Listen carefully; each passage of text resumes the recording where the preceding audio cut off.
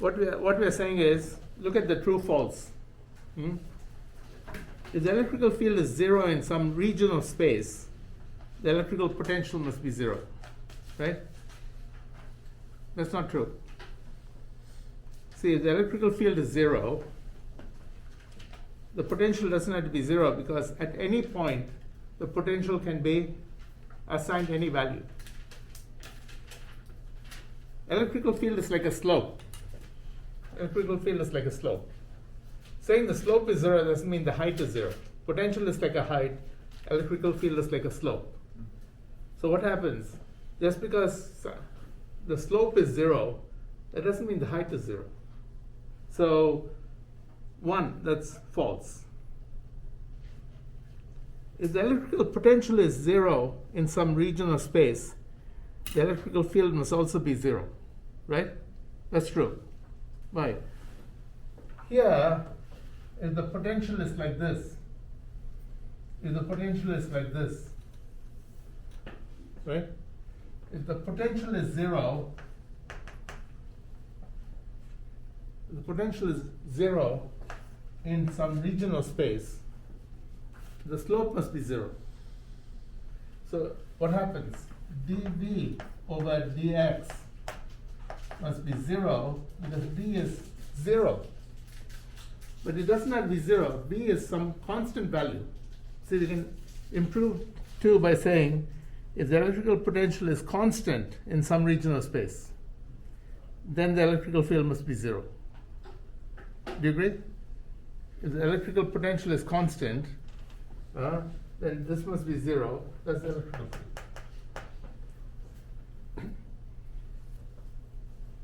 If the electrical potential is 0 at a point, the electrical field must be 0 at the point. That's not true. We say if the electrical potential is like this and it's 0, doesn't mean the slope is 0. And how do you answer that question? If the electrical potential is 0 at a point in space, we can choose any point in space and call that potential 0. I told you, potential is like a height. I can call any point in space potential is 0. We have taken infinity to be 0 for convenience. So if the electrical field is 0 at a point in space, the electrical field does not have to be 0. Keep thinking of this. Potential is like a height, electrical field is like a downward slope. So just because it's 0, because I chose to call this v equals 0, doesn't mean the slope is 0. Electrical field lines always point towards regions of lower potential. Why? You build up potential by going against it. So it's true. That's true. The value of the electrical potential can be chosen to be 0 at any convenient point. That's true. In electrostatics, the surface of a conductor is an equipotential surface. The potential is everywhere on the same on the surface, because if the potential wasn't the same, charges would flow, right, from high potential to low potential. So they've settled down so that the whole body of the conductor and the surface of the conductor is at one potential. The dielectric breakdown occurs in air. That's a given. That's a value. So 6 was true? 6 is, yeah.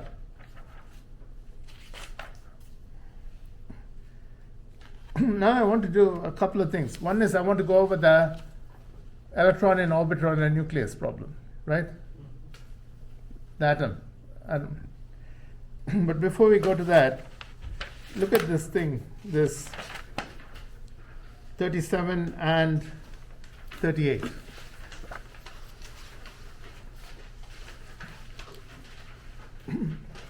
Uranium comes in 3 isotopes, right? Uranium 92, 235, uranium 92, 238, uranium 92, 233. This is very rare, right? We have a lot of this only because we are trying to breed it from thorium, if you're interested, you know. We have lots of thorium, and we might be able to breed into uranium and then have a reactor. These are the two natural isotopes. This is about 99%, 99%, and 1%. All of them undergo alpha decay. Anything more than, from what I asked you last time, anything more than 86, 83 is going to undergo alpha decay. Has the 235 went through more decay than the 238? I can tell you, but it's something I know, but people don't necessarily know. Because where are these things formed? Where are these isotopes formed? In exploding stars. And careful calculations of exploding stars show that an exploding star produces more 235 than 238. I mean, that's esoteric knowledge, even for a physicist, unless you're an astrophysicist. So, presumably, and the sun and so on were contaminated by exploding stars. So, presumably, when the Earth formed, there was more U-235 than 238. But the decay of U-235 is faster than U-238. Usually when they're even numbers, they decay slower. So anyway, that has decayed more. But you can't tell offhand unless you know the whole story. U-235 was once much more prevalent than U-238. But now it is 1%. Or mining for the uranium ore, it's usually in those two forms. Yeah, it's in that ratio. It's actually 0.7% and 99.3%. But uranium-235, there are about 500 isotopes. Uranium-235 is one of the isotopes which actually undergoes fission. See, all of them, a part breaks off when it's alpha particle. But in addition to that, uranium-235 breaks into two slightly unequal halves. Be very clear. That is, you're watching this uranium-235, eventually it'll break. It'll break up into two parts. You follow? That's it. Only uranium-235 does this, not uranium-238. If it breaks up like this, it's more likely to be slightly unequal. He's assuming that it breaks up in equal halves. So it's 46E and 46E. Okay? And how far apart are they? He says 13, I'm going to write it like this. 13 femtometers. Look at that. 1.3 times 10 to the minus 14 is 13 times 10 to the minus 15. The distance when it breaks up is 13 femtometers. How much energy does this have? Positive and positive, it has positive energy. K times 46E over 13 femtometers.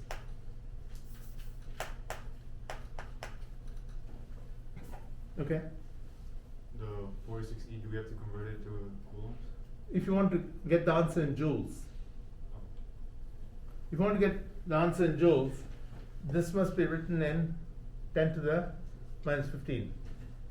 This must be written as 1.6 times 10 to the minus 19. Do you agree? Let's do it that way. Let's do it that way. Do it that way for me. 46 squared times 9 times 10 to the 9 times 1.602 times 10 to the minus 19 squared over 13 times 10 to the minus 15. Work it out for me.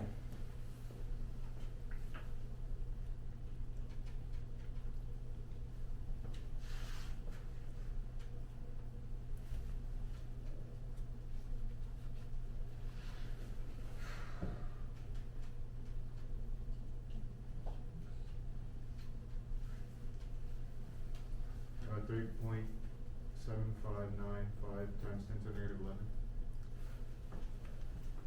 11. 3.7595 7595 times 10 to the minus 11 joules. Is this a lot of energy or little energy? We don't know. Do you agree? We don't know if it's a lot of energy or little energy in this context. Sounds right to me, right? I want to convert this into electron volts. How much is an electron volt? 1 eV is 1.602 times 10 to the minus 19 joules. Okay, work that out for me.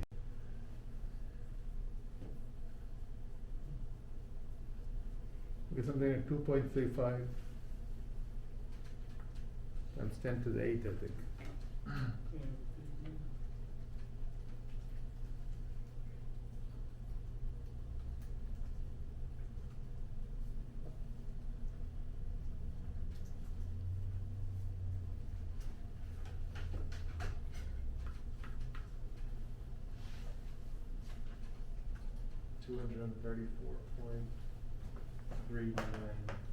$234.39 times 10 to the 6 electron volts. Okay? So each fission, this is called fission. This is called fission. Okay, this is called fission. This yields 34.39 million electron volts. Okay? A chemical reaction yields about 20 electron volts. This thing, a chemical reaction yields 20 electron volts. This one yields basically 10 million times more. A nuclear fission reaction yields 10 million times more energy than a chemical reaction. Listen carefully. If I take a tablespoonful of gasoline, spray it into a balloon, and ignite it, it'll explode. It'll explode with enough energy to lift, let's say, Steve, 3,000 feet in the air. I'm using Steve because I calculated for someone of his size. So 1 tablespoon of gasoline will explode with enough energy to lift you 3,000 feet in the air. But a nuclear reaction is 10 million times more powerful. It can lift 10 million people, everyone in New York City, legal and illegal, 3,000 feet in the air. You see what I'm saying? 3,000 feet in the air. So a nuclear reaction is roughly 10 million times more powerful than a chemical reaction. Now let me show you a trick which I want you to learn. K E squared, listen carefully, K E squared can be shown, I'm not showing it, you can show it yourself. K E squared is 1.44 electron volt nanometer, or it can be written as 1.44 mega electron volt femtometer. Working physicists know this. Convert from joules and meters and so on into these numbers. I'll give it to you on the exam. Now, the way we can do this is to write 46 squared K E squared over R. Right? So let's do this calculation for me. This is 13 femtometers. This is 1.44 MeV femtometers. See, when What are you trying to figure out there? I've just figured it out already. I'm just saying that K E squared. Yeah. K is 9 times 10 to the 9. E is 1.6. When you massage it, you'll get those results. Okay. Now here, whenever you see K E squared, I can write it like this. Do you agree? Mhm. 13, this femtometer cancels out. And this should give you the energy directly in MeV. MeV, millions of electron volts. So it is 46 squared times 1.44 over 13. I got 234.38 by 10 to the 15 though. No, the femtometer cancels out. Like 160 to 88. Oh, Okay? So you get 234.38. And the only thing left is MeV. okay. It's a shortcut instead of going through all the conversions. Yeah, I was still using the minus Yeah, yeah. 50. I'm just looking for the units, what are the units for the constant? Okay. 9 times 10 to the 9. Okay. But the unit. 9 times 10 to the 9 Newton meter squared over Coulomb squared. Right. Then E squared is 1.602 times 10 to the minus 19 Coulomb squared. Coulomb squared and Coulomb squared cancel out. So you Then you multiply the whole thing together. This time this is 1.44. Then you have to convert meters into nanometers. Then you get this. If you convert it to femtometers, you get this. And so on. That's a nice shortcut. How do you make an atom bomb? Let me tell you quickly, in case you want to become a terrorist. Split the photon. No. You become an atom. You can make an atom bomb like this. I'm not going to spend more than a minute on this. So here, you need a lump of uranium-235. Okay, uranium-235. We know the decay rate. You can actually observe decay. So within a thousandth of a second, within a thousandth of a second, if I have a lump like this, let's say 30 kilograms, it's going to fission spontaneously. This is called spontaneous fission. If it's spontaneous fission, it will give out 3 neutrons. The neutrons will travel roughly 2 to 3 inches. Listen carefully to this. 2 to 3 inches. 2 to 3 inches. Then they'll hit another nucleus.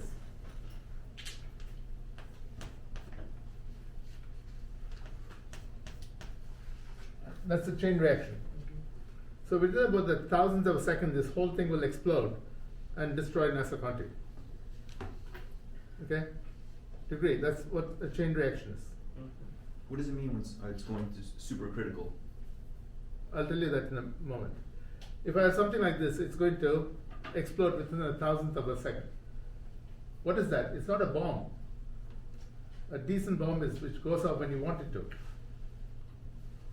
If I give you this lump, it will explode within a thousandth of a second. Why does it not explode in nature? Because the neutrons are absorbed by the uranium-238. So something like 70 to 80% of the cost of the first atom bomb was separating uranium-235 from this. That's why we're always talking about isotope separation and so on. So how do they keep it stable while they were stable? How do they keep it from blowing up?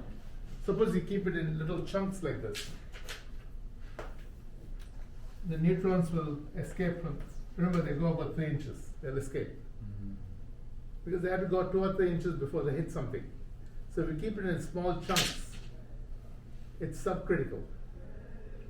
When you put them all together, less surface area, the neutrons can't escape. That's when it reaches critical mass, we call it. So the first bomb dropped on Hiroshima looked like this. At least we think it looked like this. This is uranium-235. Then we had a gun here that shot a chunk of uranium-235 into this. This is a little less than critical. When it hit this, it blew up. Okay? That's basically a uranium turbo bomb. It's the easiest thing to construct. You could do it if somebody gave you the uranium. but separating the uranium-235 from 238 is the hardest thing. I think it cost $4 billion in those days. That was a lot of money in 1943. So we spent a lot of time separating one isotope. That's why we are again and again saying Iran separating isotopes, Saddam Hussein separating isotopes. Then we get a bit worried when people start separating the isotopes. So that's a chain reaction initiated by having a large enough chunk. I think we had a chunk about this big. Yeah. Have you heard of the Demon Core? What is that? It was during the Manhattan Project, and you had an orb of uranium, and it dropped on the floor. No, what they were doing was they were dropping a rod through a shell and getting it critical. No, but this happened by accident. They dropped. I know what happened. Okay. They were pushing it with a screwdriver, Oh. like that. Then he slipped and it fell through. Uh-huh. Then everyone saw a blue glow, that was neutrons in the air. And they got irradiated. I even knew his name, I forget. He stood there and plotted where each person was, because he knew he was dead. He got sick in about a few days, he died. But I think this happened after the first bomb was dropped. What happened when it dropped on the floor? Did something like? No. I think it didn't drop on the floor. Or no, I mean what you said, like what causes that? Because they were trying to, this was subcritical, Yeah. there's a hole in it, and this rod, when it went in, would have pushed it just into criticality. They were trying to get data. Okay. So he was pushing it with, it's called tickling the tickling the tail of the dragon. That's what they called it. Now that, so what happened was, that means they were taking risks. This man was actually a tail gunner in the Second World War, and he felt he had taken those risks, he could also take these risks. And he was pushing it with a screwdriver. But this was after the bomb was dropped, they got a little careless. They were continuing their research, and he dropped it, it didn't go right through, it sort of got stuck. Then it went sort of slightly critical. Everyone got poisoned with neutrons, but he was the closest, so he died in a few. I even talked to a man who knew him. Everyone died in that room, right? No, only him. Others were at a greater The distance. radiation doesn't go that far, right? Neutron radiation goes a certain distance. Depends on what kind of radiation. Yeah. How the electricity like during the Huh? all the electricity produce like energy. It produces a lot of heat. You boil water, run a steam engine. That's all it is. It is just, you're having a nuclear reactor boil the kettle, that's all. So the electricity like when you put the refill the rod, Say it properly. the electricity like when you like a nuclear power. In a nuclear bomb, it just produces a blast. In a nuclear reactor, we control the reaction by putting absorbing materials. And when you pull out the absorbing materials, the reaction becomes critical. Produce a lot of heat, which you use to boil the water, run a steam turbine. So what is a meltdown in that case? Meltdown is if it goes out of control and the whole thing begins to melt. Too much heat. Too much heat. That means the water is not flowing properly in there? Yeah, if something goes wrong. One of many things. Those boilers are huge. Though. Yeah. I've seen And- who makes those boilers. And they work at 1,000 atmospheres. Yeah. Okay, that.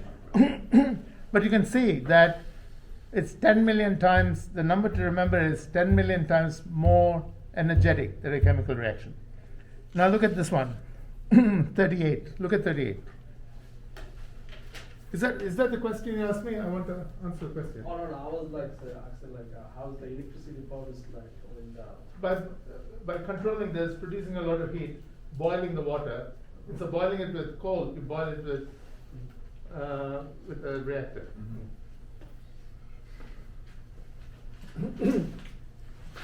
Okay, look at polonium. Polonium 210. No isotope of polonium is. All isotopes of polonium are short-lived. I mean, now that we're talking about Russia these few days, you know, Putin has resurrected the old Soviet Union. In the old days, you were a refugee from the Soviet Union, or you were a troublemaker, they kicked you out, they hunted you down and killed you. What did they kill you with? In an assorted bunch of ways. They used to inject you with ricin. Have you heard of ricin? Ricin. You know what's ricin? That was. It's extracted from bean, right? It's actually from castor bean. Castor, right? And in India they use castor oil for the hair. And you feel like you're dying from the flu at first? Huh? You feel like you have the flu? No, I don't know what it is, but the oil itself is safe. They use it in the hair. Castor oil. Coconut oil or castor oil for the hair. Huh? But if you drink castor oil, it's a laxative. It's a severe laxative. They used to give it to people every 2 months or so. They had the stupid idea that you have to clear out your body. Completely stupid. It's like a laxative. But the thing is, what is left behind is that pulp. You know, when you squeeze peanuts, you get oil. See, I thought we could save India's protein deficit by making them eat this thing called oil cake. Oil cake. That is what's left over from squeezing peanuts. I thought we could make it into a protein-rich supplement. Actually, they give it to cows and so on. And somebody got me leftover peanut from which oil had been squeezed out, leftover sesame seed, you know, which oil had been squeezed out, and castor. Luckily, I didn't go further with this experiment because the castor leftover is 5% ricin. It would have been totally deadly if you ate it. 5% ricin. Anyway, they used to do that. Isn't it undetectable too on autopsy? No, really hard to- it's detectable, but you can't stop it. As you start getting sick, there's no proper antidote. I think you can do chemical analysis and it stays.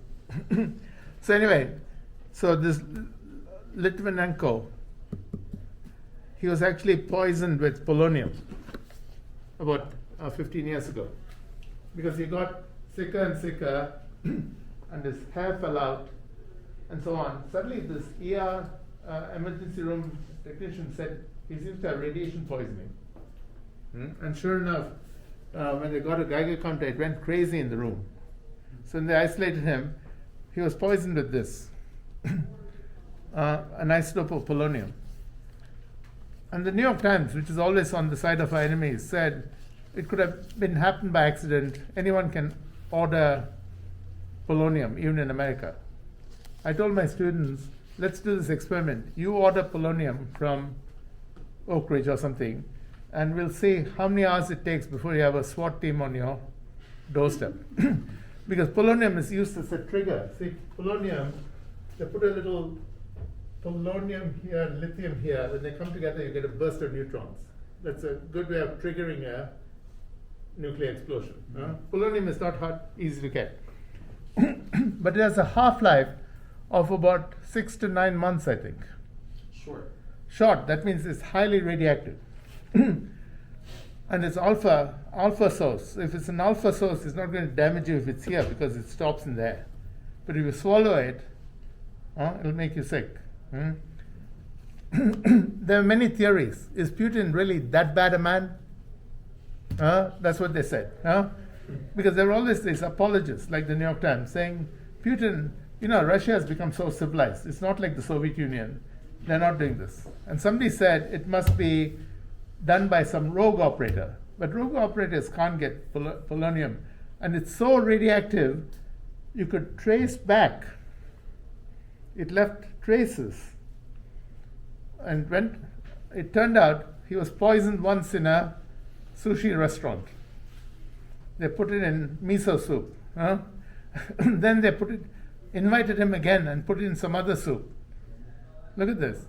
We could trace all this. We could even trace it back to the seat that they were sitting in Well, they were trying to Aeroflot. Poison him with it. They brought it from Russia and poisoned him with it. You talking about the guy like, who died in the England? Yeah. So they could trace it exactly to the Aeroflot in the seats. Hmm? I heard that he was like like Soviet intelligence or something. That's He was more like a critic. Huh? Yeah, that's he was as well in the lump England. Yeah. So they killed him. But then first they said, did the government do it? Or were these rogue operators? They're living their life in Russia now. They're heroes. Huh? So they were wondering if Russia had become bad again like the Soviet Union, or if it was an accident. I have a different theory. My third theory is, they're asked to give him a certain dose. But because they were not experts, they gave him 10 times the dose. So he died within 2 weeks of severe radiation poisoning. But suppose I gave you the right dose. Let's say, I don't like Steve, so I gave him, he said, have some soup, and I gave him the right dose, right? He won't notice, he'll just feel a bit queasy. It'll go into his body, set off all kinds of cancers. By the time the cancers have developed, your body would have eliminated the polonium. You see? Either by natural processes or by decay. In 2 years he'd be dead, but we'll say poor guy got a lot of cancers and died. I think it's the ideal way of killing someone. They don't want to take any risks. Huh? They want to finish it. No. I think they were just idiots.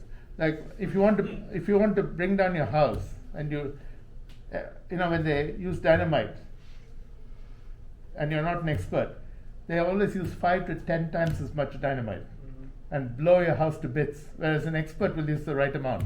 I think they just gave him too much because he didn't get right away sick. They gave him again. The thyroid filters out the radiation, right? No. Thyroid accumulates certain types of radiation. It's from iodine, right? Iodine. Yeah. feed iodine. Suppose there's an explosion nearby, it produces a lot of radioactive iodine. So the first thing you should do if you're living near a reactor is take a lot of potassium iodide every day for about 4 days. Because that occupies all the slots and the radioactive iodine doesn't have a place to settle. But one of the things that you get if you're in Chernobyl and so on is thyroid cancer. Anyway, look at this, polonium. Polonium is alpha decay. I'm just going to say this quickly, but this is the most miraculous thing in physics. Alpha is helium, right? It's a Helium true proton, nucleus. true proton. So here, if you look at this, and this is an alpha particle, the energy looks like this. See, this is the nucleus, helium nucleus. This is the polonium nucleus. Right? Polonium decays. But see, what does the energy look like? Listen to this carefully. The energy looks like this. K Q1. Q1 is this element number. Polonium is element number 84, right? Element number 84. So this is 82E, 2E, and the alpha particle leaves over R. So it looks like this. Why is it 2E? Alpha particle. Okay. And this is what is left behind. What is the beta particle? Beta is just an electron. High energy electron. But anyway, alpha particle is helium nucleus. So if you push it closer and closer, the energy goes up. Then suddenly the energy comes down because of strong interactions. Looks like this. Strong interaction, right? So it's trapped here inside the nucleus. So here this would be at something like 45 MeV. This is about 40, let's say 40 MeV. So if the alpha particle climbed over the lip and went like this, all this 40 MeV would become kinetic energy. I hope you understand. So, but suppose its energy level is here. Its energy level is, let's say, this high. It shouldn't be able to escape. If the energy level is here, it should escape at once. If it's here, it shouldn't be able to escape. Do you agree? Because it can't go over the lip. That's why water, if you have a glass full of water, it doesn't flow out. But according to quantum mechanics, it can actually leak out like this and suddenly find itself here.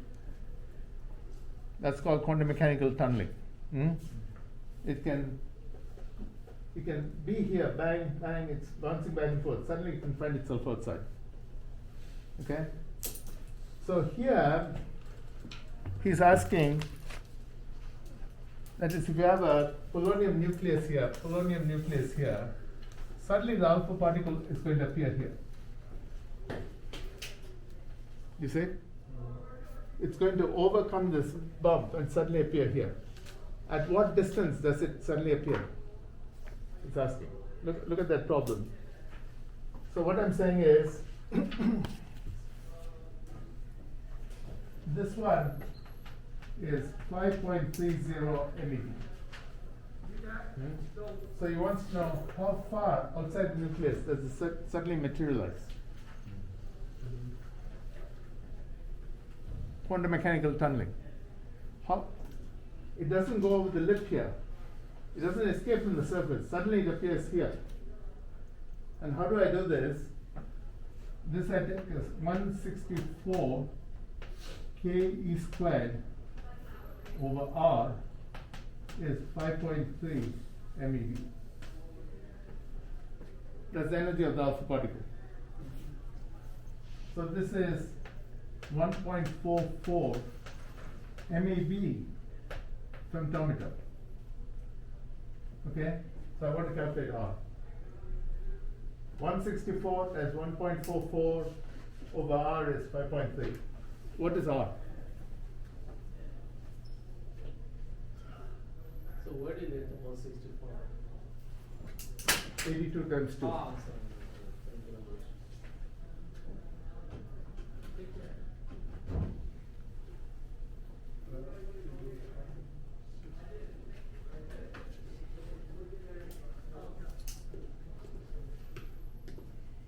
What do you get, Albert? 45 femtometers? I mean, just do 164 times 1.44 over R is 5.3. 44.55 femtometers. But we are measuring. Careful, look at this thing here. The size of this nucleus is only about 6 femtometers. So it doesn't leave from the surface. If it left from the surface, it would have about 40 MeV. It doesn't leave from the surface. You'd think if it went from here to here, it must have gone through the surface. What happens is it leaves from here, suddenly materializes here at about 45 femtometers. That's the magic of alpha decay. So if the level is here, it cannot tunnel so easily. If the level is here, it might take 10 billion years. So you can explain why some nuclei decay at once, some nuclei in 100 years, some nuclei in 10 billion years. This is with all alpha decay then? All alpha decay. And can we speed up the process? It doesn't No. mean we can control? No, just, I mean, you can hit We it. can't give it enough energy to get over. You can one at a time, but you want all of it going on. It doesn't. We haven't set up a bomb using this kind of thing. Can you get that energy back? No, this energy of decay, it has this much energy. In an alpha decay, it will have some energy. Okay. That's why if you have plutonium in your hand, it feels warm. I asked someone who had plutonium in his hand, in the, what do you call it, in the, I said, do you actually hold plutonium in your hand? He said, I sure did. I mean, this is in the Manhattan Project. I said, he said it looked a little pinkish and it always felt a little warm. It's a hand warmer. Mm. But it'll keep your hands warm for about 20,000 years. Mm. Okay. So you should be able to do that calculation. It'll suddenly appear not at the surface of the nucleus, but at a certain distance. And we chose that 1.44, and you chose that on purpose to cancel out, right? No, because that's KE squared. And I wrote it that way. No, that you wrote it that way to cancel out. Cancel your out. enemy of the Yeah. other side. Otherwise you'd have to go through a complicated calculation. Right? What about this capacitors? I'm going to ask you sort of simple questions on capacitors.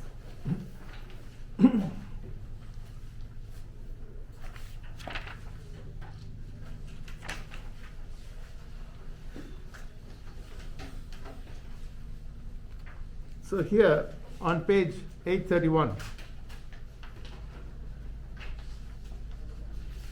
let's answer these things very quickly. I mean, I'm going to write all the formulas on the board probably. Huh? That's from the other hand that you gave.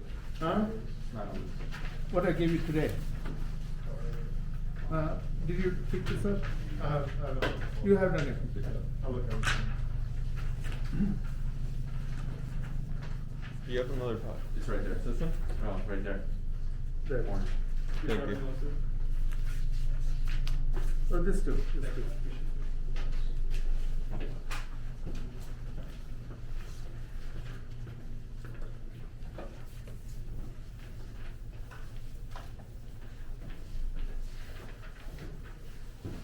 What question? What problem?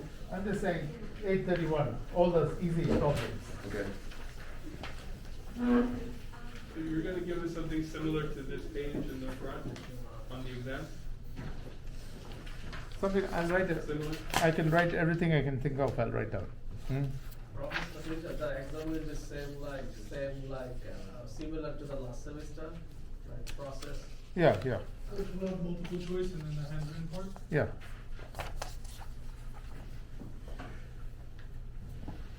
If the voltage, look at this. If the voltage across the parallel plate capacitor is double, the capacitance remains the same, right? The main thing is, look at this. Capacitance is Q over V. Okay? Capacitance, tell yourself, depends only on the geometry. So if you double the voltage, that means you double Q. So capacitance remains the same. Capacitance does not depend on the voltage or the charge. It depends only on the geometry, right? It's almost like a constant then. Yeah, it's a constant. Depending on the geometry. Depending on the geometry. A charge on an isolated spherical capacitor is double. Its capacitance remains the same. Look at this. The voltage at the surface is KQ over R for a sphere. Right? For a sphere. Now, from this you can get the capacitance. Q over V is equal to R over K. Okay? So the capacitance of a sphere is R over K. Right? Where's the other conductor?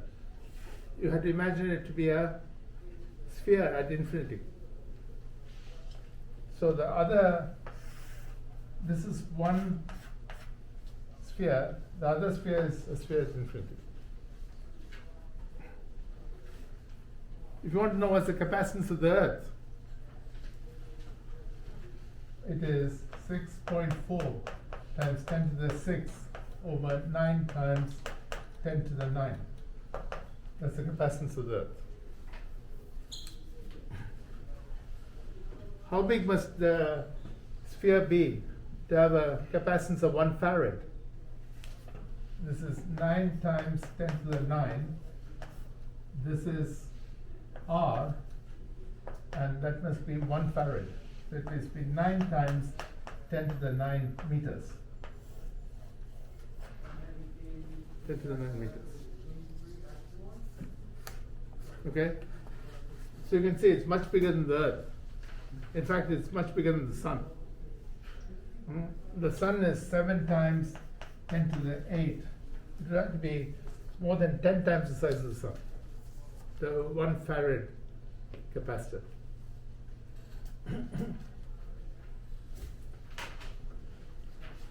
If the distance between the plates of a charged and isolated parallel plate capacitor is doubled, what is the ratio of the final energy to the initial energy?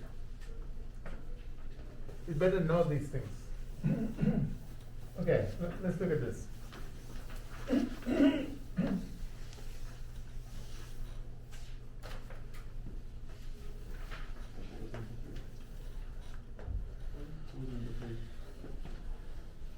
Okay, this is a capacitor.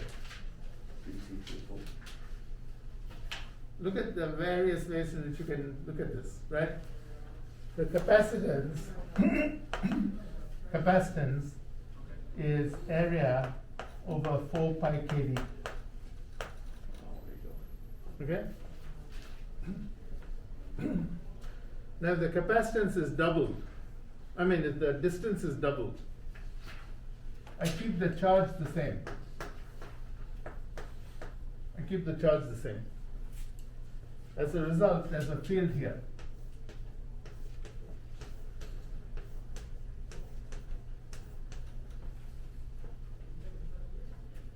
So write down all these things carefully. Firstly, if I double the distance, what happens? The capacitance becomes half. Okay? Now what is the energy? Energy is half QV equals half CV squared equals half Q squared over C.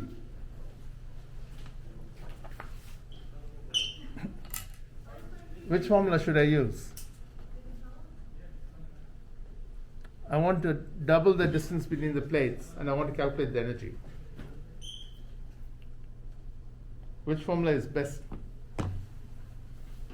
Which formula is best? The last one, Last one. Why? because it takes into. Because Q is constant. Yeah. Okay? Learn to think like him. Say, But isn't Yeah. the first, for the first one, isn't Q constant as well? yeah, but then you have to say if the capacitance is halved, Yeah. V is doubled. Mhm. Here, you're keeping Q constant because it's isolated. You're reducing C to half. If you reduce C to half, what happens? The energy is doubled. Okay? So if I pull the plates apart to twice the distance, the capacitance is halved, and therefore the energy is doubled. Albert, do you follow what I'm saying? Another way of looking at it is, look at another better way of looking at it, or more insightful way of looking at it. I'm going to move this here.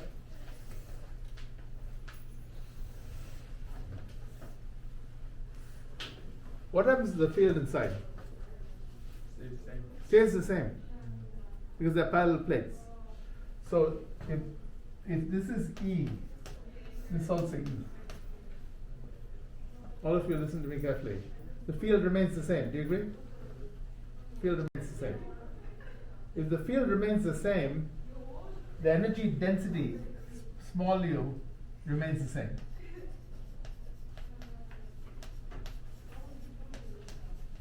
The energy density is 1 over 8 pi k E squared. That's the energy density. That's the energy per cubic meter. Remains the same because E remains the same, energy per cubic meter remains the same. But here, there are twice as many cubic meters. So the energy is double. When you're calculating that E squared, where you're located in between the two parallel plates doesn't matter because it's a uniform field. Yeah, absolutely. Absolutely. That's why we keep dealing with Uniform. uniform Circle. parallel plate.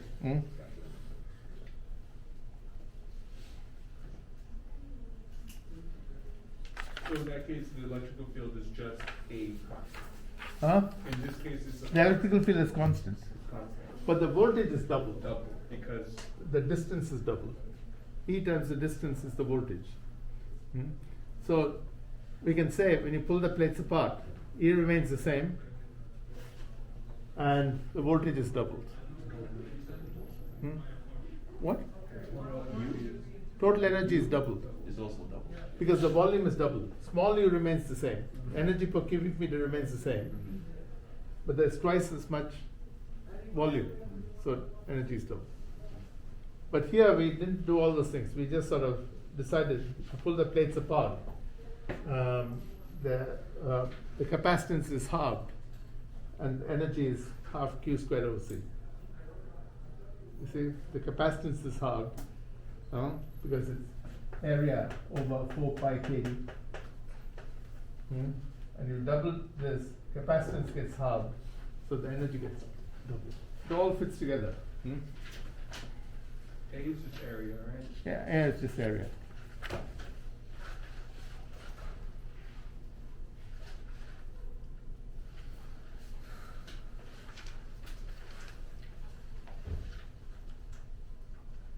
You can forget 24, don't do 24. 21 is easy, right? Find the energy stored. He gives you the capacitance and he gives you the charge. How much additional charge if you want to increase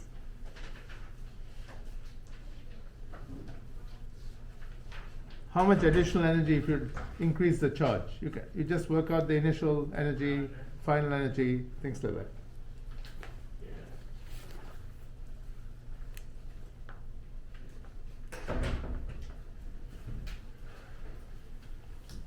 Look at this, right?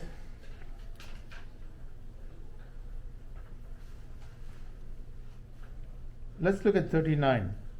That's on page 833.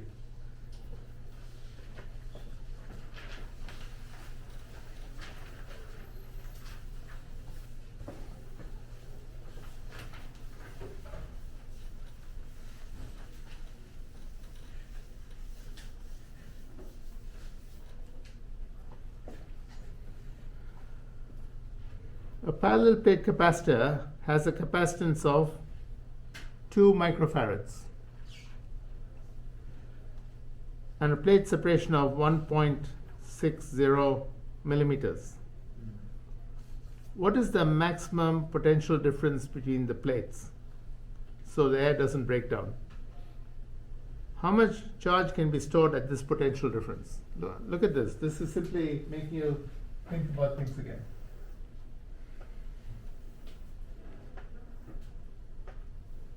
This is 2 microfarads. This distance is 1.60 times 10 to the minus 3 meters.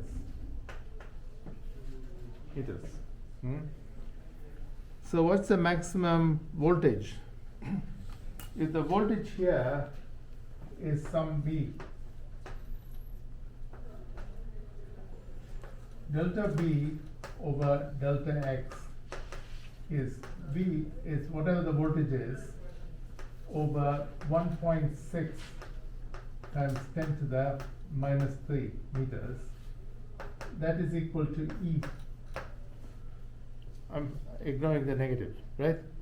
So what I'm saying is delta V over delta X. I take this capacitor and charge it. The electrical field here increases. What is the electrical field? V over X. Delta V over delta X. But the maximum value this can be is 3 times 10 to the 6 volts.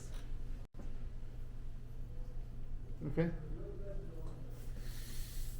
10 to the 6 volts. So what happens here? Volts per meter. So this is the maximum electrical field Because of air. because of air. And then you multiply this. 3 times 10 to the 6 volts per meter times 1.60 times 10 to the minus 3 meters. So this becomes 10 to the 3 is at 4.8 times 10 to the 3 volts. Right? Now look at the if you want to charge it to a higher voltage, if I want to charge it to a higher voltage, I have to increase the separation between the plates. But if I increase the separation between the plates, the capacitance decreases. So you're fighting two things. The greater the separation, greater the voltage. But greater the separation, smaller is the capacitance. So here, this is the maximum voltage you can charge the capacitor to. Okay? If that's the maximum voltage you can charge the capacitor to, the energy it can store is half CV squared. Okay? So you know V here, C you're given 2 times 10 to the minus 6, and then you calculate how much energy. How much? Professor, Hmm. you got 5.76. Yeah, this 4.8. 1.6 times Oh, 3 by 4.8. 12. Okay, let's go.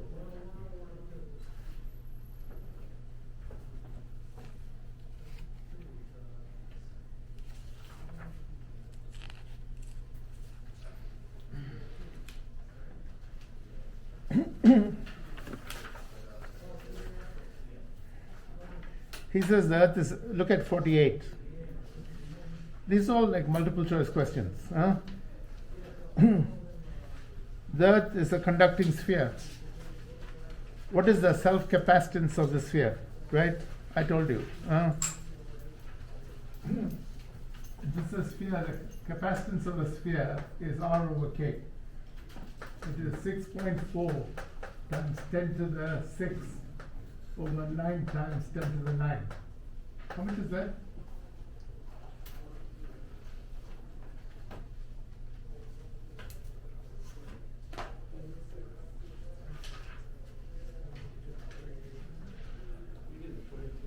Got 7.1. 7.5? And then negative 4. Yeah. 7.1 times 10 to the negative 4, or you can write it as 710 times 10 to the minus 6. 710 microfarads. What is that? That's the capacitance of the earth. Then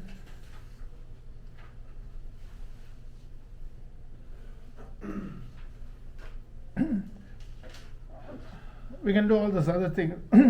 The thing is, the charge density, if you take a conductor, and the charge density is given, at the surface, the field will be 4 pi k sigma. Because there's no field inside, it will be all on the outside. So if you take any conductor and you know the dropping this. I think these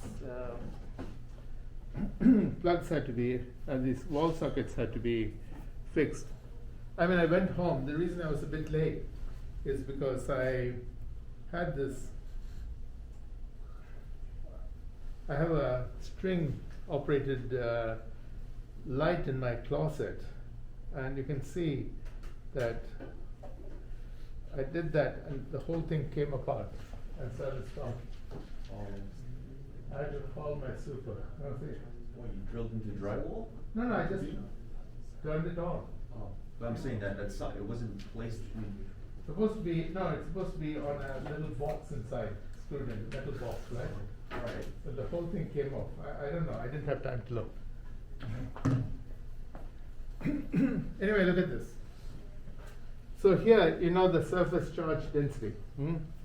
But if I ask you how much charge there is on the earth, look at this. You can do it this way. This is sphere. The electrical field is KQ over R squared, right? KQ over R squared. The electrical field at the surface of the earth is this.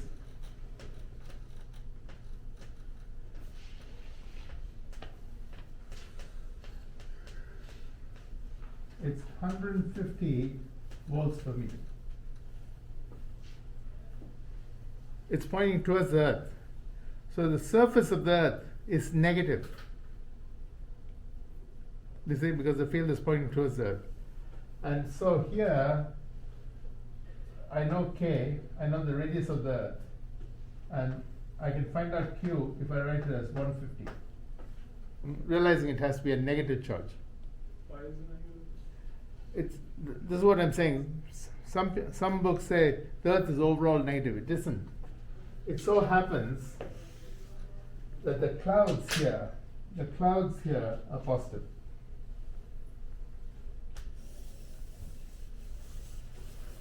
On average. So there's, on the whole, the earth is not negative. That's what I, The atmosphere is positive. yeah, and the earth is negative. Mhm. So it's equilibrium? It's an equilibrium, basically. Altogether, I think that, but because there are thunderstorms and so on, this voltage is always fluctuating.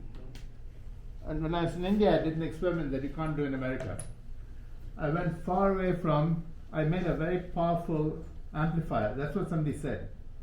And I think this is what then I put up a wire at about 50 feet up. I just hired a couple of boys to string it on a tree. Attached it far away from any electrical disturbance. I mean, India has changed a lot, but in those days you could go to a place where there's no electrical disturbance, 60 years ago. Wire here and the earth here, and attached it to an amplifier, I could hear a buzzing noise, irregular buzzing. People tell me, I couldn't verify this, the book I read it in said this buzzing noise is the lightning strikes all over the world. Whenever there's a lightning strike, there's a little. That's how you actually detect lightning strikes. You can take an AM radio Mm. and you can detect it. Now, AM radio can certainly detect it, but here, if you went far away and I just attached it to a amplifier, I made a 4 transistor powerful amplifier and headphones, and I could hear. Yeah, it's similar how you can detect it. It's Yeah, the same. yeah. It's pretty cool. In fact, my father had this. He had a big antenna underground, and we had shortwave radios. He put a neon bulb. There's a light thunderstorm. Yeah, and we can all. Yeah. Question: do these forces affect anything in orbit? Like, do they affect like? No, it's such a weak field It is. because we're always being hit by what do you call it? Solar flares and things like that. That affects the magnetic. A solar flare is a bunch of particles which comes and hits the Earth, changes the ionosphere of the Earth, and can set up thousands of volts in subterranean cables or Atlantic cables. So often, sometimes things are screwed up. Not directly by the flare itself, but the flare hitting the ionosphere, changing the magnetic field that induces high voltages. I mean, look at Tonga, right? For weeks, we didn't know what was happening because they're only linked to the outside world, like internet and so on. It's like a cable lying on the bottom of the ocean. That got ripped to bits. But Elon Musk, the hero, went and put in satellite communications. Unfortunately, there are thousands of satellites in orbit thanks to him, and astronomical photography is getting ruined by little streaks of light. Also, like out of 43 or something satellites, like most of them are like destroyed. Like Yeah, dead. Do they come back crashing back down? Right? No, probably in another millennia. So, A lot of them are still in the they're all in orbit. Majority of them. Was he planning on giving the world free internet? Yeah. Free internet. Telecom companies are gonna lose money, right? Like Verizon, T-Mobile. Yeah, they They'll always. kill him before it happens. No, they won't kill him. They'll try. They usually make a kind of deal, right? Then everyone makes money. Okay, let's take a break. I want to do orbits, right? Orbits. Because I'm going to ask you something similar for one of the problems, right?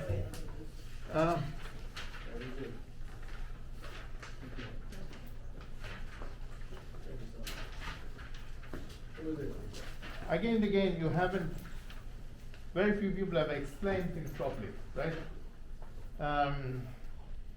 Alana, you wrote, your exam was good, your quiz was good. Explain more. Okay. At least, no, wait, just wait a second. Not yet. you're- What I mean is, at least the handwriting was neat. Okay. Calvin.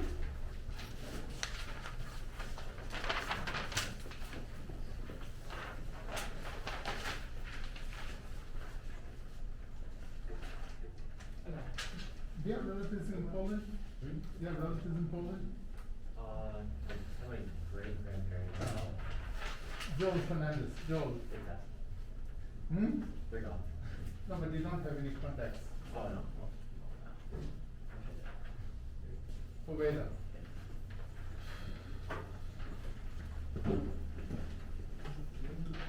Justin.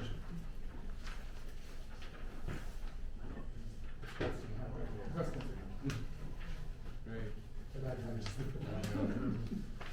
Always. Table.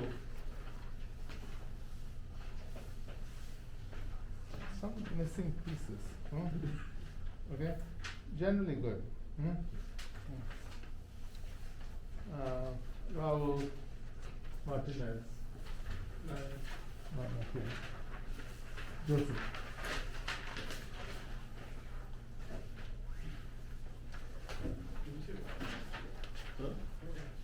Karan Wade. Had to glue them together. Your glasses. I can give up, but the thing is, you're also missing pieces. And explain more. Draw diagrams. I want the diagrams. Alex. Brian has that's in the other class.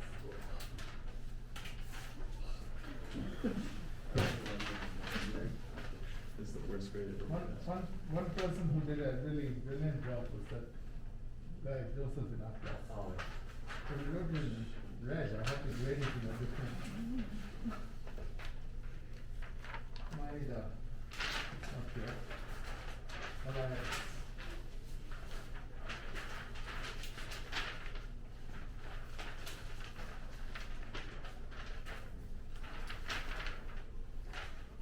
Sabrina. Steven.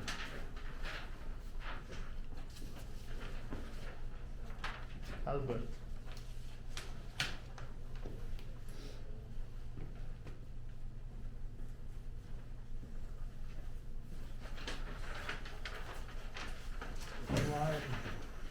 Let's.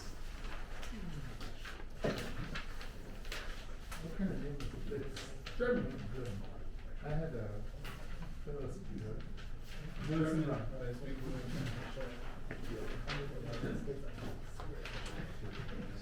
Alana.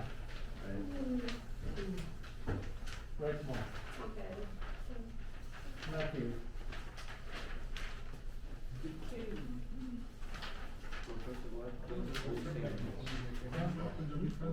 Okay. Declan. Alex. What's this quiz count? Very little. Okay. I'll take a picture. What picture of what? Huh? They need some keys. There should be- That's a key. I'll take it one, no problem. I want to take a picture for you. I've got lots of, I didn't bring all the keys, I can bring you one. Okay, take a picture. Okay. Let's do an orbits problem.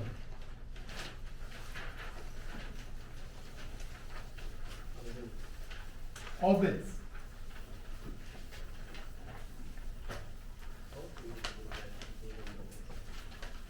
Let's take an oxygen nucleus.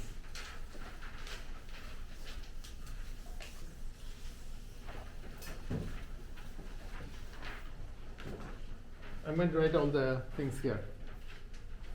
An oxygen nucleus.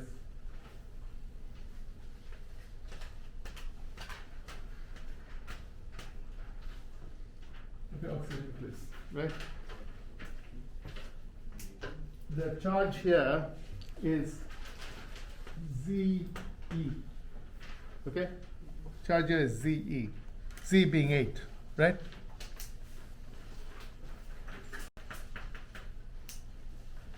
Then, what about the electron? The electron orbits here at a distance of 0.3. 1, 2,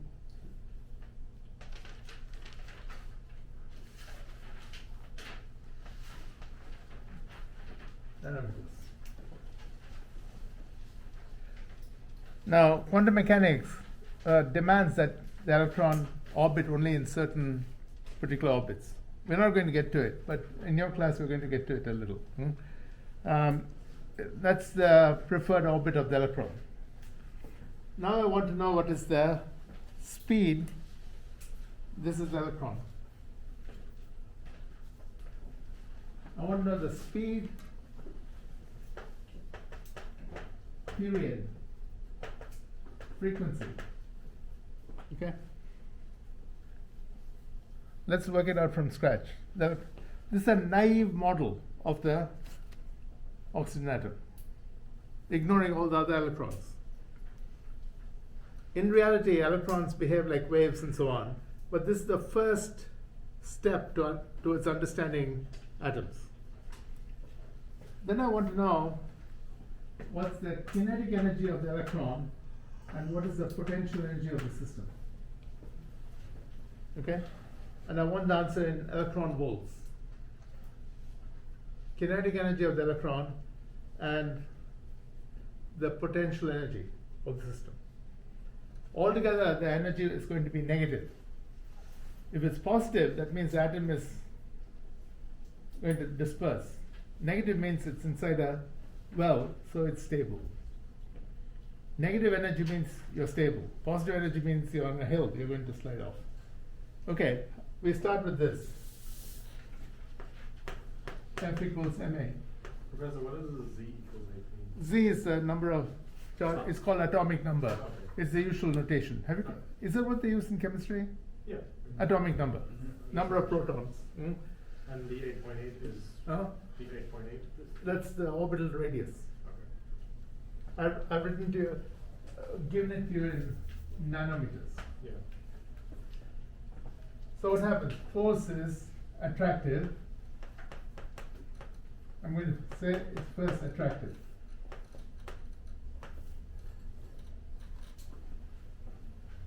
Attractive. Why? The nucleus is positive, the electron is Negative. negative. So it is K ZE times E, right? I'm ignoring the signs, but because we know it's attractive, over R squared equals M. What is the acceleration? V squared over R. V squared over R.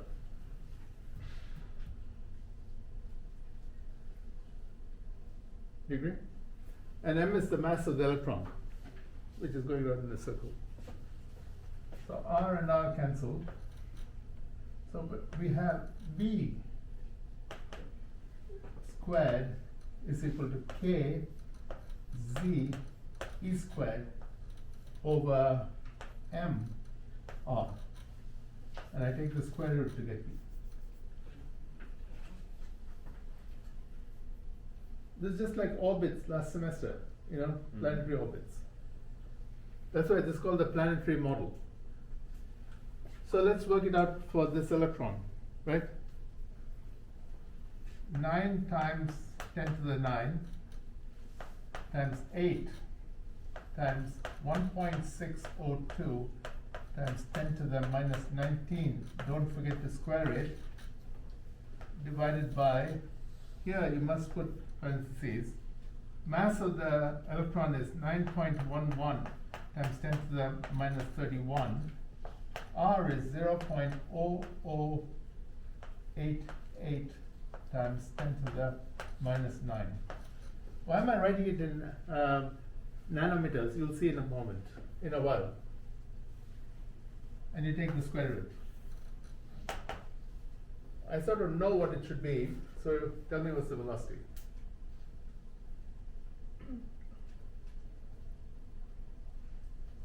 Is it 15.1819 times 10 to the 6?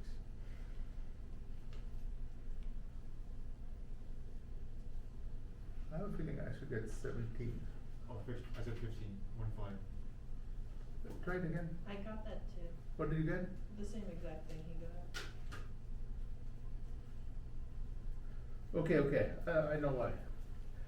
I gave you the wrong orbit. This is 6, sorry. And so 8, it should be 6. Okay. Try it again, sorry. Yeah, it's the 17, 17.32 or something. 17.53. 17.53.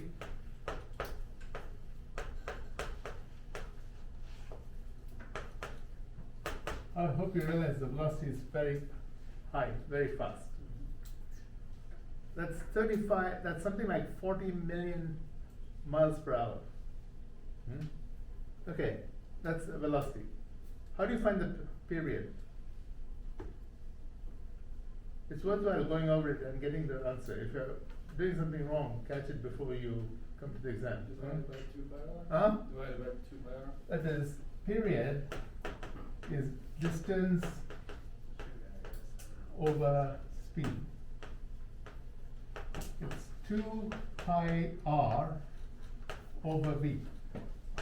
Means 2 pi 0.0066 times 10 to the minus 9 divided by 17.53 times 10 to the 6.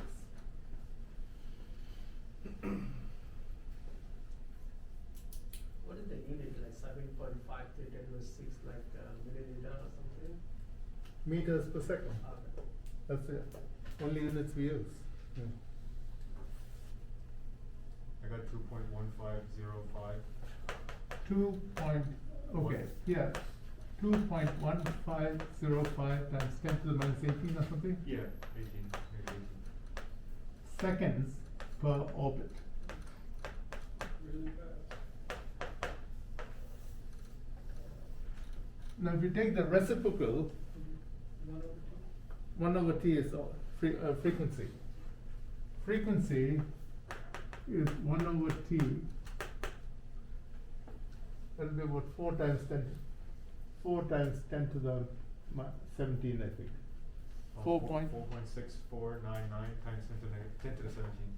4.6499 times 10 to the 17 orbits.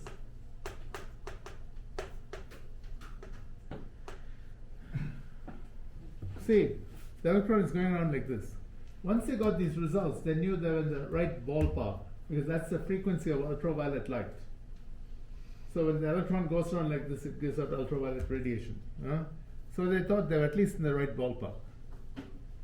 Orbits per second, otherwise called hertz. Now I want to calculate the kinetic energy. Look at this. I certainly want to know the kinetic energy. The kinetic energy is going to be obviously positive. So the kinetic energy is half m v squared.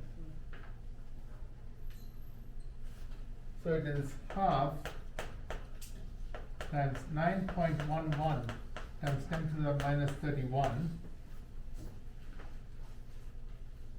times 17.53 times 10 to the 6 squared. 1.399 times 10 to the negative 16.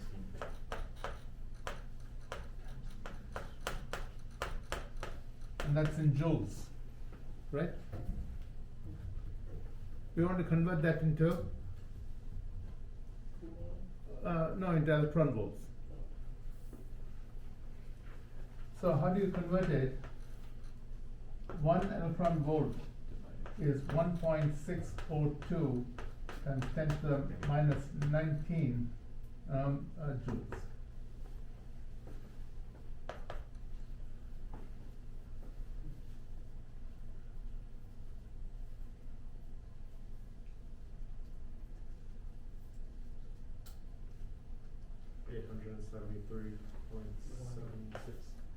$873.76. 873.76.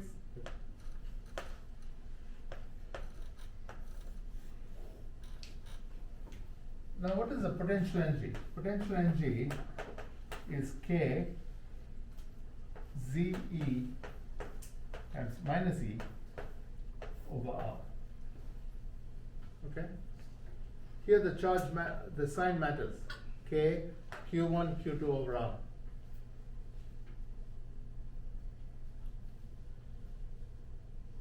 Okay, K, Q1, Q2 over R. Then, how do you calculate the, let's try our trick, right? It's minus 8, right?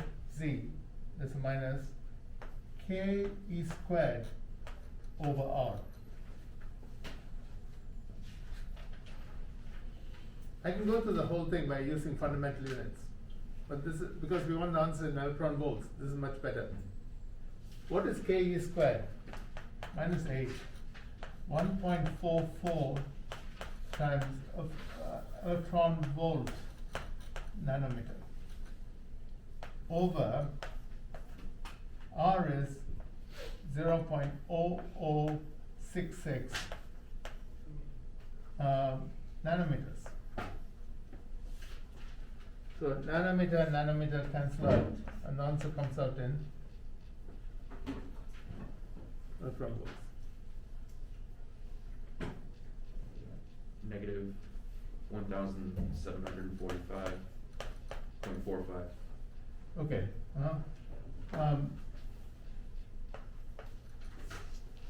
You'll notice this is double this. Divide this by this, you'll get 2. That's because the whole system. No, it's because of the inverse square law actually. The whole system is like this. See, what happens here is the kinetic energy is this.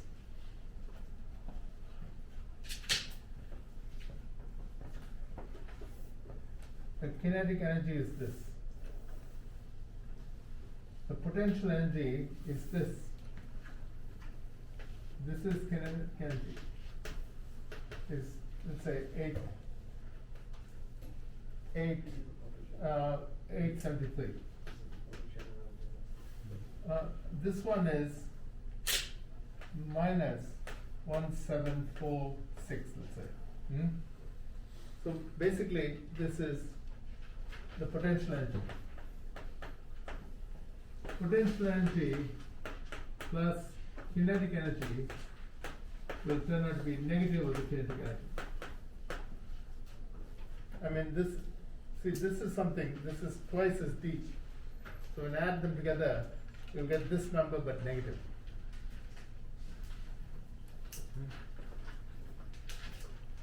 So the potential energy will come out to be twice the magnitude of the kinetic energy but negative.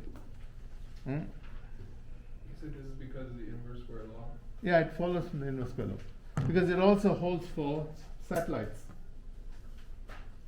Satellites in orbit. I'll just tell it as an aside. A satellite in orbit, this is the kinetic energy. This is the potential energy. So this is the kinetic energy. This is the potential energy. This is the potential energy. And this is the total energy. Kinetic energy, potential energy, total energy. So the same thing holds true, that same relationship. So the satellite is in orbit. The Earth and that system give you a certain potential energy, minus d m1 m2 over r. So let's say this is 10 units. This is negative 20 units, and this is negative 10 units. Okay? Now, what happens when the satellite encounters the Earth's atmosphere?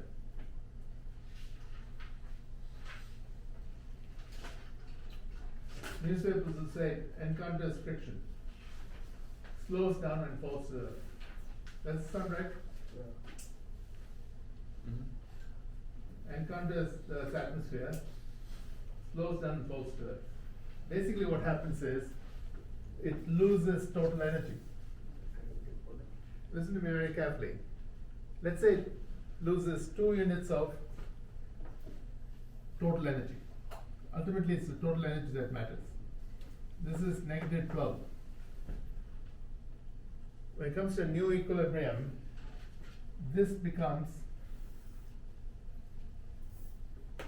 positive 12, and this becomes negative 24. So what happens? It's going around an orbit like this, then it falls into a lower orbit. Okay? It encounters, the correct way of saying it is, the satellite encounters the atmosphere, loses energy. So it speeds up and falls to the earth. Because see, when it loses 2 units of total energy, it must always have this ratio. It goes into a lower orbit. Because minus 24, the kinetic energy becomes plus 12. So as it encounters the Earth's orbit, it falls into a lower orbit. And it goes faster and faster, and then burns up. So if you write this in a newspaper, you'll write to the editor and say there's something wrong. Encounters the Earth's atmosphere, loses energy, speeds up and falls to the Earth. Because there's not just the kinetic energy it's losing, there's also the potential energy. And the potential energy and kinetic energy always have to have this balance. So if total energy becomes 2 units less, potential energy becomes 4 units less, and the kinetic energy becomes 2 units more. That's why when you actually do calculations of one satellite catching up with the other satellite, it never looks realistic. So when they did Star Wars, they decided to do it in a realistic manner. They got Caltech orbital experts. It looks so unrealistic. They said no one's going to believe this. So they decided to go to World War II movies and make it the same. Because what is realistic doesn't look, because of all the interaction with gravity and so on. Okay, leave that be. What about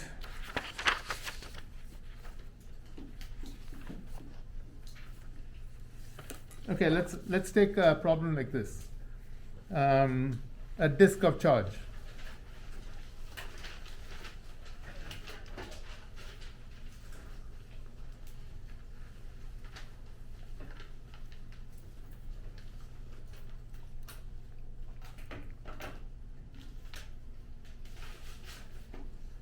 Let's say you're given a charge and so on. You're asked, yeah. You said you're not bringing any of the derivations on the exam, right? No, I don't think so. Yeah. Normally I would. Okay. Suppose you have a disk of charge. Calculate the field at the surface. X equals 0.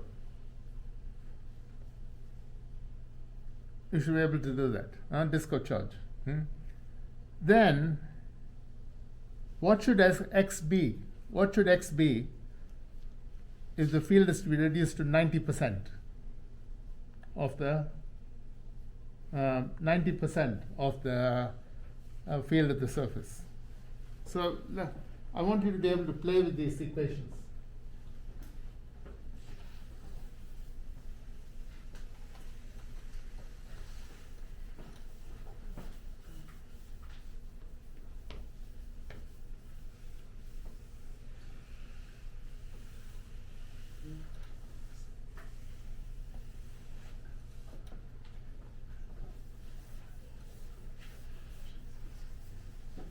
I want to give you a small exam on currents before the break. Right, just a 1 hour exam. Break in the hell break. Spring break. The one You can always come into school. on March 20th. March, yeah. The 20th? Yeah, it's the whole week. 1 month. The 1 week, week. the week of the You said 1 20th. month. See, Nassau, are you, in this week, are you missing any, last week, did you miss any classes? Monday. Huh? Monday. Last week we were off Monday for President's Day. What about what about other days of the week? Did you have any? We had class. We had class. See, we always had 2 breaks in the spring. This is a Nassau tradition. Then this previous president said, no more winter break. And then he said, we always used to have a break linked to Passover or Easter. He said, no more religious holidays. He made all this ruling and left. And no one objected. Normally, I remember my chairman told me to make sure we don't have a winter break. I argued so eloquently in the college senate that 1 year they canceled winter break. And people used to yell at me when they saw me walking around because I just followed his rules and gave a very good argument. But they brought it back. So that's the only year I know in my 38 years here that they didn't have a winter break. You know why they all want a winter break? Because schools are closed and they take their children to various places, right?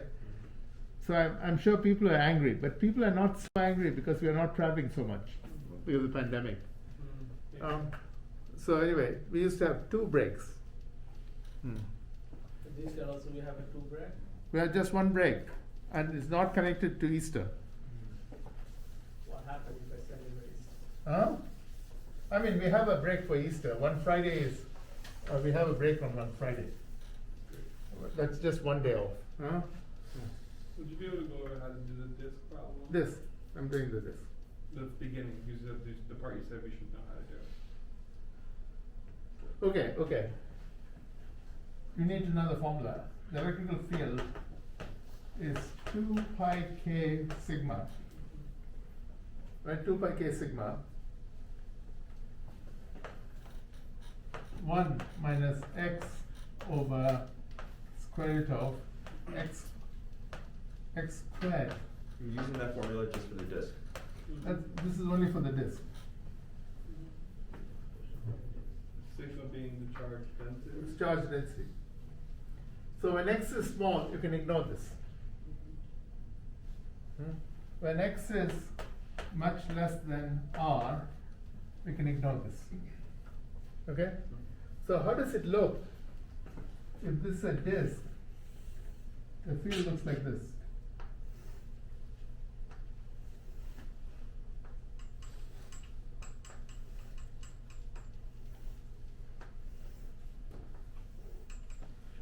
So here the field is more or less the same.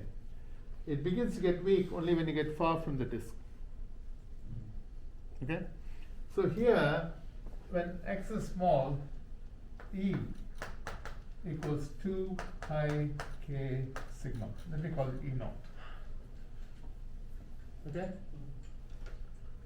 Now I want to know, I want E to be 90% of E naught.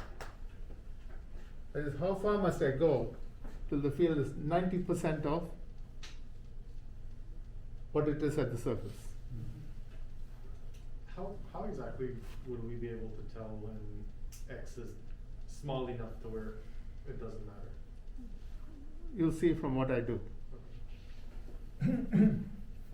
90% of E naught. I mean, that's exactly the kind of thing an engineer should know. If you say, if you are treating this disk as an infinite sheet, when does it begin to fail and how? When does it begin to fail and how? That's really what you want to know, right? So here, so you should understand that's exactly the kind of question. Suppose you say, I'm going to assume it's the same as at the surface. what kind of error are you making, right? See, when we had 3 semesters of physics, I used to go into this, because I'm a practical kind of person, though my degrees are in theoretical subjects. I should have been more of an engineer. But anyway, what I'm saying is, you have to know when you can no longer use the formula. Okay, so I want to know when E is 90% of E naught. So this is E naught. And this is 90%. 90% means 0.9 of E naught. Okay? So you want this whole thing to be 90%. Do you agree? All of you. So I want to know when is 1 minus x over square root of x squared plus r squared is 0.9. That's 90%. Alex, do you follow? I want this to be 90% of this. Got it. So the E naughts cancel out. So this part is 0.9. Then how do you do this? Then I say x over x squared plus r squared is equal to 1 minus 0.9. It's equal to 0.1.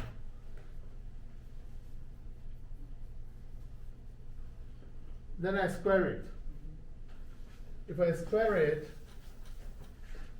0.01 is equal to x squared over x squared plus r squared.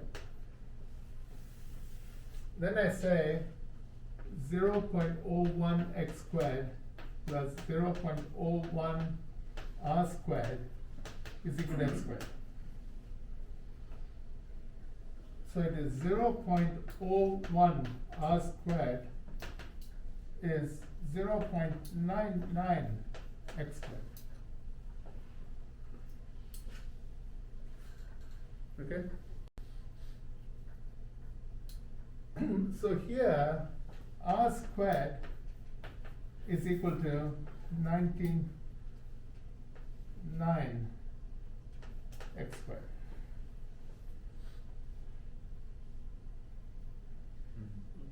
Okay?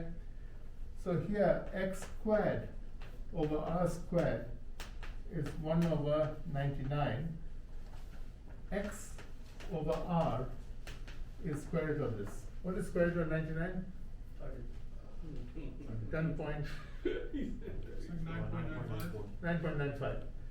9.95. So it is 1 over 9.95, that is 10.5, right? No, it's 0.105, I think. 10? 0.1005. 0.05. So that is when x over r is 10.05%. Okay? Now answering Cable's question, when is the field 90% of the field of the surface? When you are at 10% of the radius. You can see a general pattern. So if you take a disk, this big, at the surface the field is strongest. If you go to 1% of the radius, it's 99% of the field. 2% is 98%. 3% it is 97%. So this is reasonable till about 20%. So if you go to 20% of the radius, the field is about 80% of the field of the surface. So that's the small value approximation. Is that what you would call a determinant in that function? No. No. It is just a thing you can expand in different ways. Now another question. But look at this. As your- Suppose you go to more than 10 times the distance. Listen to this other thing. That's one approximation, the near field approximation. So if you go to 10% of the radius, it's 90% of the field. 5% of the radius, 95% of the field. So, how much is your engineering project willing to tolerate? That's the question. Conversely, if you're more than 10 times the radius, it begins to look like a point charge. Okay, that's what we showed by expanding with. If you go, so like in other words, if you go to x goes to infinity, that would converge. That'll strangely converge to kq over x squared. Kq over x squared. All sorts of things will cancel out and kq over x squared. You had a question? No, that was done. So I was yeah. gonna say, as the disk gets bigger, also it becomes to look more and more and more like a point charge. Infinite. No, Or no. no, sorry, infinite sheet of charge. Infinite sheet of charge.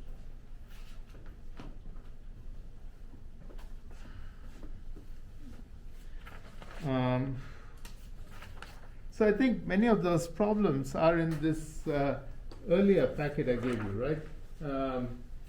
Earlier packet, some time ago, when you had various disks and things like that. It's a matter of just having the formulas. I'm going to write the formulas anyway. If I want you to derive something, I'm just going to give you the potential, ask you to differentiate it, get the field.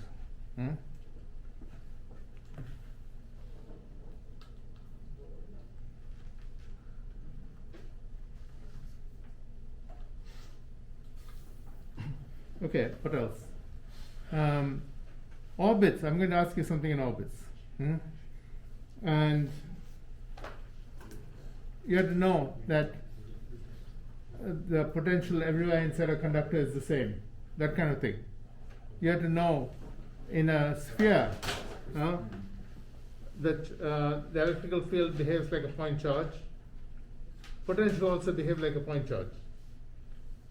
Once you get into the sphere, electrical field suddenly goes to 0. The potential remains what it was at the surface. You see, that kind of thing. Yeah.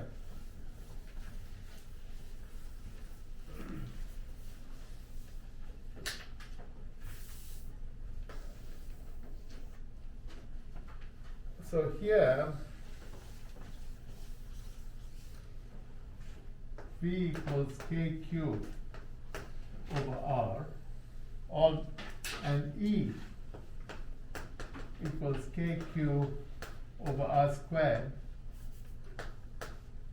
and only for the sphere, only for a point charge in sphere, V equals E times R, right? But then as you come in here, suddenly the field becomes 0. Right inside, E becomes 0. What about V? V is the amount of work to bring 1 coulomb from infinity to here. You did all the work bringing it to the surface. V here is KQ over capital R, R being the radius. Once you penetrate it, you've done all this work, you have to do no more work. So everywhere inside, it is KQ over R. That sort of thing.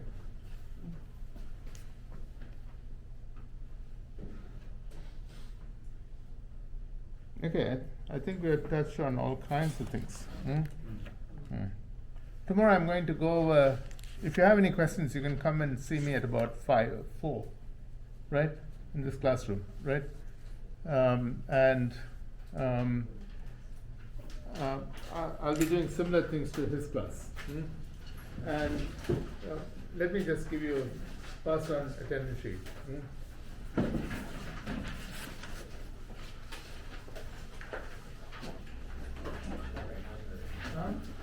Yeah, right here.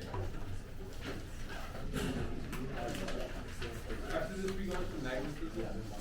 Currents, little bit, magnetism. That's why I don't want to. Magnetism is everything that they go to. Magnetism is heavily related to currents. A charge produces an electrical field. A moving charge produces a magnetic field. You see?